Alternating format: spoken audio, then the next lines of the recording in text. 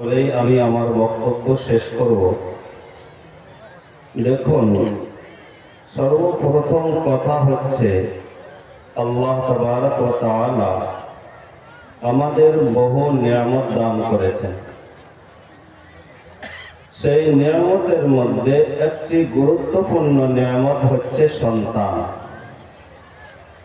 সন্তান কত বড় নিয়ামত! যার সন্তান নেই তাকে যদি জিজ্ঞাসা করা হয় যে সন্তান কত বড় নিয়ামত, তাহলে বোঝা যায় যার সন্তান নেই সে কত পেরেশান, কত ডাক্তারের কাছে যায়, কত আল্লাহওয়ালার কাছে যায়, কত বুজুর্গানে দ্বীনের কাছে যায় দোয়া করা। তো মুহতারাম বুজুর্গ দোস্ত, সন্তান হচ্ছে একটি বড় নিয়ামত। আমরা একটু লক্ষ্য করলে বুঝতে পারবো, এই সন্তান যখন পৃথিবীতে আসে সে নড়ার ক্ষমতা রাখে না। আল্লাহ তাবারক ওয়া তাআলা নড়ার ক্ষমতা দিয়েছে। এই সন্তান যখন পৃথিবীতে আসে সে বসার ক্ষমতা রাখে না। আল্লাহ তাআলা তাকে বসার ক্ষমতা দিয়েছে। এই সন্তান যখন পৃথিবীতে আসে সে বলতে পারে না।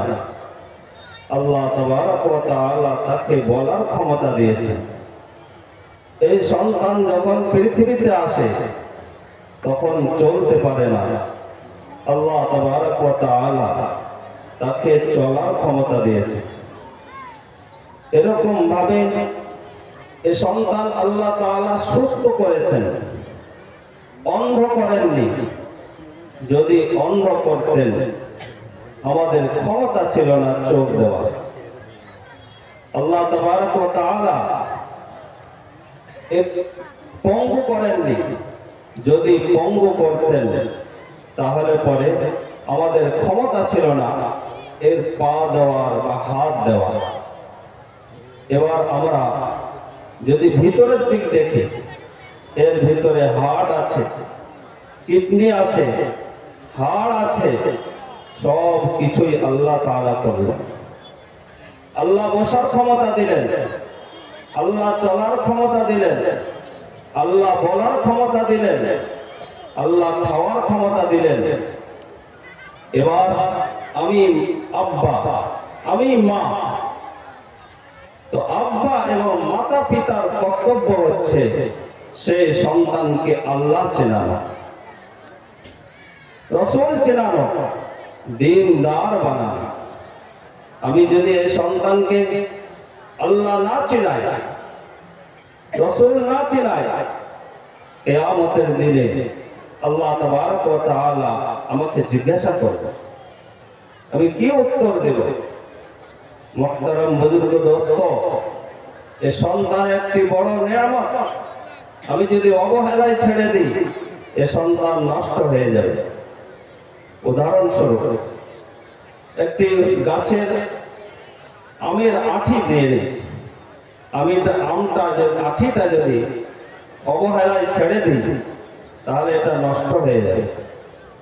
একটু যদি আমি গুরুত্ব দিই, মাটিতে পুঁতে দিলাম, পানি দিলাম, গাছ বার হয়ে এলো, একটু ঘেরে দিলাম, তারপরে এ গাছ বড় হলো, আল্লাহ তাবারক ওয়া তাআলা এই গাছে ফল দিলেন। আমি একটু লক্ষ্য করলাম, একটু মাটিতে পুঁতে দিলাম, পানি দিলাম, আল্লাহ তাআলা গাছ বড় করলেন, ফল এলো। এই গাছ যতদিন বাঁচবে কুইন্টাল কুইন্টাল আম দিবে।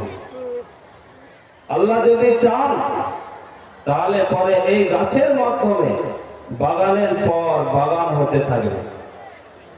এইরকম ভাবে আমি যদি আমার সন্তানকে অবহেলায় ছেড়ে দিলাম, এ সন্তান নষ্ট হয়ে যায়।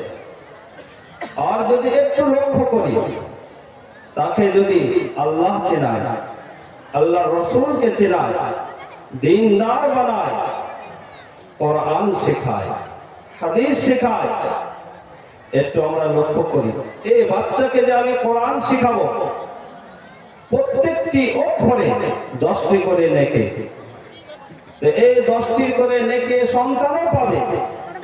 আমি আব্বা, আমি আম্মা, আমি মাধ্যম মেনেছি, তার কারণে আমিও প্রত্যেকটি অক্ষরে 10টি করে নেকি পেতে থাকবো।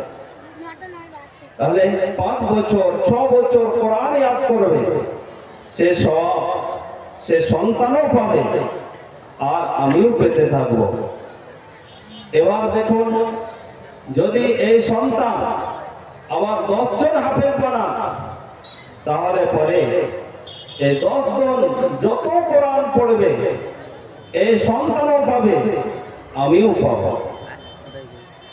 এরকম ভাবে ওই 10 জন হাফেজ যদি আরো 10 জন করে বানান, তারা সব পাবে, সে 10 জনও পাবে, এই সন্তানও পাবে, আমিও পাবো। তো মুহতারাম বুজুর্গ দোস্ত, এই কোরআন শেখানোর এটা বরকত। এই সন্তান যখন বাড়িতে আসবে, তাহাজ্জুদে কোরআন পড়বে, আওয়াবিনে কোরআন পড়বে, বাড়িতে রহমত অবতীর্ণ হবে। শুধু বাড়িতে নয়, পাড়াতেও অবতীর্ণ হবে। আর শুধু পাড়াতে নয়, এলাকাবাসীও রহমতের অধিকারী হবে। মুহতারাম বুজুর্গ দোস্ত, এবার যদি এই সন্তান যোগ্য আলেম হন, তাহলে পরে আমি জানি না এর দ্বারাই লক্ষ লক্ষ মানুষ হেদায়েত পেতে পারে। উদাহরণস্বরূপ আমরা সবাই জানি এই জামাতের কাজ আল্লাহ তাআলা যে জারি করেছেন হযরত ইলিয়াস রাহিমাহুল্লাহর মাধ্যমে। হযরত ইলিয়াস রাহিমাহুল্লাহ, ওনার মাধ্যমে লক্ষ লক্ষ মানুষ হেদায়েত পেয়েছেন, এখনো পাচ্ছেন। এর সব হযরত ইলিয়াস রাহিমাহুল্লাহ পাচ্ছেন এবং তার সঙ্গে সঙ্গে তার মাতা পিতাও পাচ্ছেন, এই আমত পর্যন্ত পেতে থাকবেন। এরকম ভাবে আমরা সবাই জানি দারুল উলুম এর বাণী হচ্ছে হযরত কাসিম নানভী রাহিমাহুল্লাহ।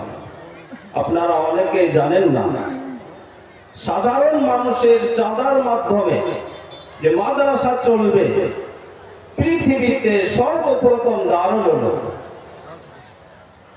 দারুল উলুম যখন তৈরি হলো, কখন তৈরি হয়েছিল? যখন পুরো হিন্দুস্তান ইংরেজের হাতে চলে গেল। ইংরেজরা তারা যখন হিন্দুস্তানকে নিজের কবজায় করে নিল, রাজত্ব করতে লাগলো, এবার তাদের চেষ্টা ছিল যে এই হিন্দুস্তানে ইসলাম শেষ করে দেওয়া। কিভাবে? কয়েকটি পদ্ধতি। একটা, তারা বাইরে থেকে পাদ্রী নিয়ে আসতো আর ওলামাদের সঙ্গে মোকাবেলা করা। আর একটি পদ্ধতি, পত্রিকার মাধ্যমে তাদের ধর্ম প্রচার। আর একটি পদ্ধতি তারা অবলম্বন করেছিল, আপনার মিশন খুলেছে, অল্প খরচায় শিক্ষা দেবে আর সন্তানদেরকে বেঈমান করবে। আর একটি পদ্ধতি অবলম্বন করেছিল, হাসপাতাল খুলেছে। হাসপাতাল, অল্প চিকিৎসা, অল্প খরচায় চিকিৎসা, মুসলমানের ঈমান নষ্ট করবে। এই নানা রকম ভাবে তাদের চেষ্টা ছিল। তো আমাদের আকাবির হযরত দেখলেন আমাদের হাত থেকে দেশ গেছে, কিন্তু আমাদের হাত থেকে যেন ইসলাম না যায়, সেই জন্য সবাই মাশওয়ারা করলেন।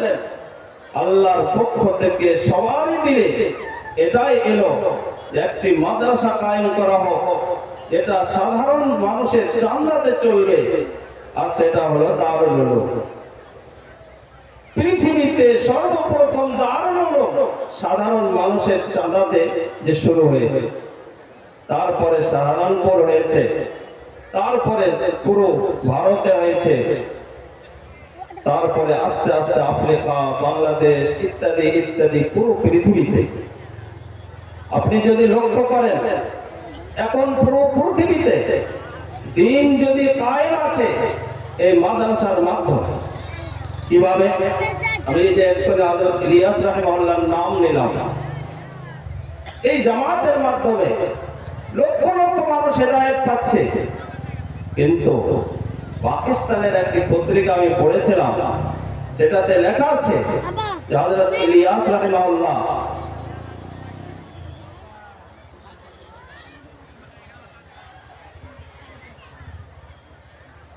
ঠিক আছে, সময় সংকীর্ণ, আমি এখানেই শেষ করছি। আসসালামু আলাইকুম ওয়া রাহমাতুল্লাহি ওয়া বারাকাতুহু।